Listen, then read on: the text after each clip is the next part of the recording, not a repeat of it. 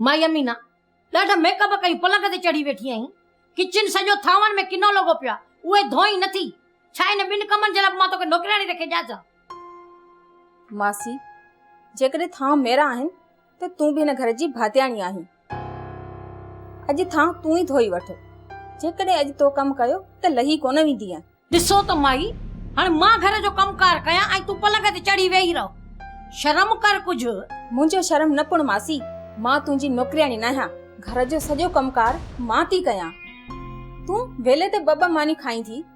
मासी, घर जो कमकार कुझु तूं बि कर त मानी हिलाल थे। चवी छा थी? तोखे हाणे मां घर जो कमकार करे ॾियां, इहो सवाल ई पैदा कोन थो थिए।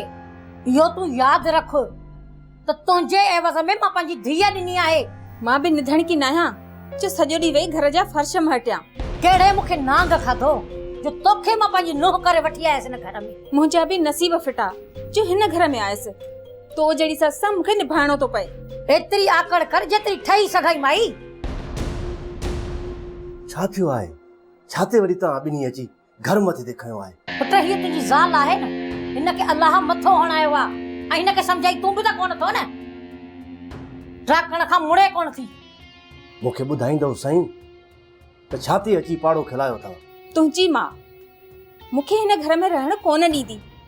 जॾहिं ॾिस त मूं ते आई थी रहे ॼण मां हिन घर जी नौकराणी हुजां।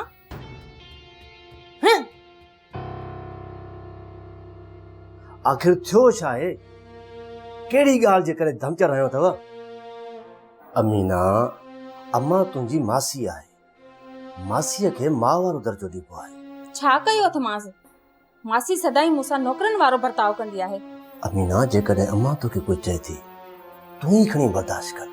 हू वॾी आहे, माउ आहे असांजी। तूं बि पंहिंजे माउ जे पारां थो पई ॼण मां त तुंहिंजी कुझु बि न आहियां। अमीना, तूं मुंहिंजी ज़ाल आहीं।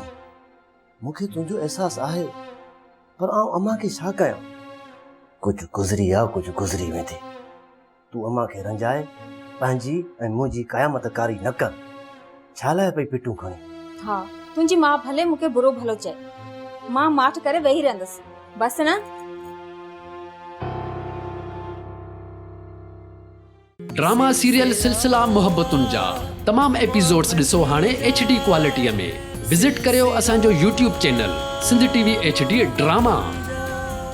सब्सक्राइब कयो असांजो official YouTube channel Sindh TV HD drama ऐं वधीक अपडेट लाइ बेल आइकन खे क्लिक करियो।